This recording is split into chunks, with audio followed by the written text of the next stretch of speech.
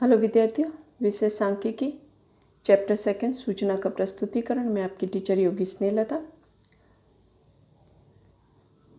वर्गीकरण हमने आगे सूचना के प्रकार, सूचना का प्राथमिक कैसे इकट्ठा करना, वो सब कुछ हमने चैप्टर फर्स्ट में देखा। अब हम सूचना को आगे वर्गीकरण कैसे करना है, क्लासिफिकेशन, उसका अर्थ और उसकी आवश्यकताएं पढ़ते हैं। सूचना के मुख्य दो प्रकार होते हैं, एक संख्यात्मक सूचना और दूसरा गुणात्मक सूचना। संख्यात्मक सूचना यह सूचना जो है वो संख्यात्मक चल के आधार पर प्राप्त की जाती है, जबकि गुणात्मक सूचना गुणात्मक चल के आधार पर प्राप्त की जाती है। संख्यात्मक जो चल हैं उनके मुख्य दो प्रकार हैं, सतत चल, असतत चल और सतत चल। ये दो चलों के जो असतत चल है उसकी डेफिनेशन है, जो चल दो सीमाओं के बीच की निश्चित या गणन किए जा सके उतने मूल्यों को धारण कर सकता हो तो उसे असतत चल कहते हैं। जो चल दो सीमाओं के बीच की निश्चित या गणक की जा सके उतने मूल धारण कर सके उसे असतत चल कहते हैं। जैसे कि यहाँ पे प्रति बालकों की संख्या, परिवार के मार्ग में होने वाली दुर्घटनाओं की संख्या, ये इसके उदाहरण हैं। दूसरा, सतत चल की डेफिनेशन, जो चल दो सीमाओं के बीच के मूल्यों को धारण कर सकता हो उसे चल को सतत चल कहते हैं। व्यक्ति की ऊंचाई, दिन के तापमान आदि इसके उदाहरण में आते हैं।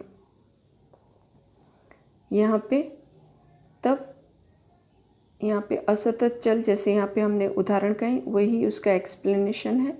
अब आगे, समष्टि जांच अथवा न्यायाधीश जांच के अंत में प्राप्त सूचना को मौलिक सूचना या अवर्गीकृत सूचना कहा जाता है। समष्टि जांच या न्यायाधीश जांच के अंत में प्राप्त सूचना को मौलिक सूचना या अवर्गीकृत सूचना कहा जाता है।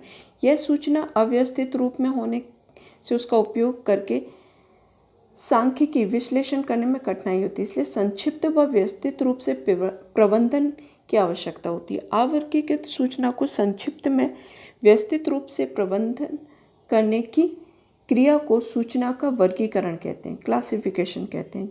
उसे प्रबंधकीय सूचना को वर्गीकरण सूचना कहा जाता है। दो अवर्गीकृत सूचना को संक्षिप्त में प्रस्तुत करने की प्रवृत्ति को वर्गीकरण कहते हैं। दो अवर्गीकृत सूचना की संक्षिप्त में प्रस्तुति करने की प्रवृत्ति को वर्गीकरण कहते हैं।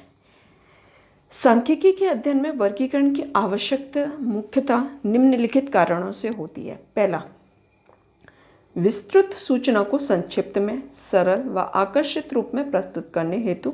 दूसरा है, सूचना के विविध लक्षणों के बीच में सरलता से तुलना करने, यानी कि वर्गीकरण की सूचना का समान गुणधर्म समूहों में बांटने में सरलता। तीसरा है, समय, शक्ति व खर्च की बचत करने हेतु। चौथा है, अध्ययन क्षेत्र के अलग अलग लक्षणों के बारे में सरलता से सूचना प्राप्त करने के हेतु ये वर्गीकरण किया जाता है। अब एकत्रित की गई अवर्गीकृत सूचना को मुख्यतः दो में से किसी एक प्रकार में वर्गीकरण किया जाता है। कौन कौन से दो वर्गीकरण हैं? पहले वो संख्यात्मक सूचना का वर्गीकरण और गुणात्मक सूचना का वर्गीकरण। इन दो में से किसी एक सूचना में उसका वर्गीकरण किया जाता है।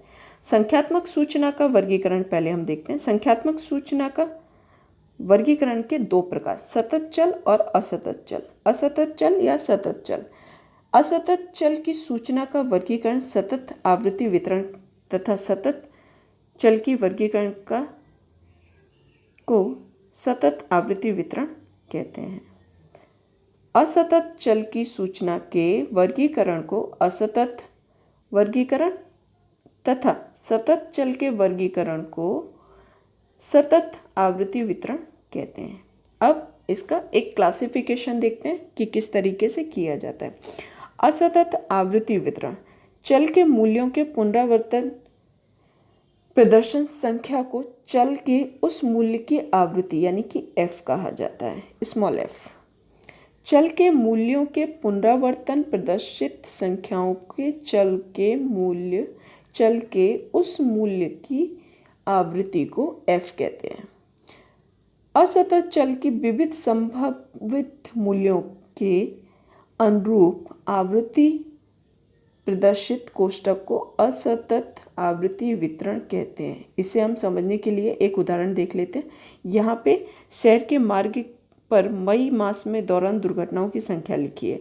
1 1 0 1 3 2 0 3 4 5 0 1 0 2 0 1 3।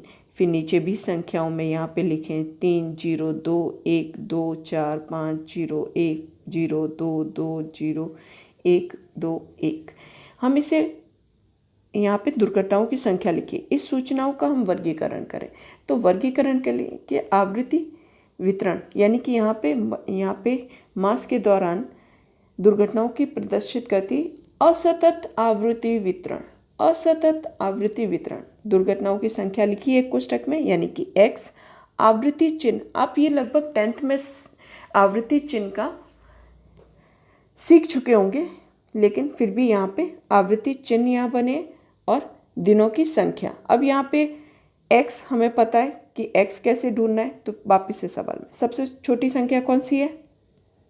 0 है। और सबसे बड़ी कौन सी संख्या पूरे सवाल में? 5। यानी कि 0 से 5 तक की सारी संख्याएं होंगी।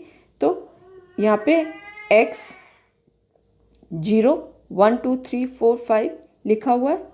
उसके बाद आवृत्ति चिन्ह। आवृत्ति चिन्ह बनाने के लिए यहाँ पे जिन संख्याओं का पुनरावर्तन हो रहा है, जैसे देखो 1 0 है, 0 1 2, यहाँ पे हम देखो 0 कितने बार रिपीट हुआ? 1, फिर यहाँ पे भी है, फिर यहाँ पे 2, फिर यहाँ पे 3, फिर यहाँ पे 4, यहाँ पे 5, यहाँ पे 6, यहाँ पे 7, यहाँ पे 8। लेकिन हम जैसे यहाँ पे 0 एक बार आया तो हमने 0 के लिए एक लाइन किया, 1 आया तो वापस हमने दूसरे 1 के लिए किया, फिर 3 आया तो 3, फिर 2 आया तो 2 के लिए वापस से एक लाइन, इस तरीके से। फिर 0 आया, 0 में वापस 1, फिर 0 आया तो फिर 0 1, फिर 1, फिर 1, ऐसे करके लाइन। यानी कि 4 पे एक लाइन यानी कि 5 काउंट किया जाता है। ठीक है विद्यार्थी मित्रों, उसी तरीके से इस सवाल में पीछे किया हुआ है। देखिए 0 पे 5 4 9, यानी कि टोटल दिनों की संख्या में आवृत्ति 9 हुई। फिर 1 में किया तो 7, 2 में 7, 3 में 4 4, आवृत्ति चिन्ह जितने आते गए टोटल 31। अब इस सवाल में कुल संख्या 31, यहाँ पे जितनी आवृत्ति संख्या यहाँ पे दी गई होंगी टोटल 31 होंगी। यानी कि टोटल यहाँ पे 31 दिया हुआ है, यहाँ पे भी 31 आएगा, वहाँ पे कोई गलती नहीं होती। अब इसका एक सवाल देखते हैं या उदाहरण देखते हैं। यहाँ पे टेलीविज़न सेट के उत्पादन करने वाली 500 सेट का उत्पादन हुआ है, जिसमें से 50 यानी कि जो n हमारा कुल संख्या आएंगी वो 50 है। सेट का एक न्यायाधीश लेकर प्रति टेलीविज़न सेट की जांच करते हुए समय निम्नानुसार त्रुटियां मिलती हैं। इस सूचना की आवृत्ति की रचना कीजिए। यहाँ पे संख्याएं दी गई हैं, आवृत्ति रचना करनी। अब वापिस से 50 सेट की न्यायाधीश दिया गया, असतत क्या करना है? संख्या प्रस्तुत करता असतत आवृत्ति वितरण तैयार करना है। देखिए आपको यहाँ पे 50 दिख रहा है, n = 50। n की संख्या यहाँ पे कितनी दी गई है? n = 50 लिखा है।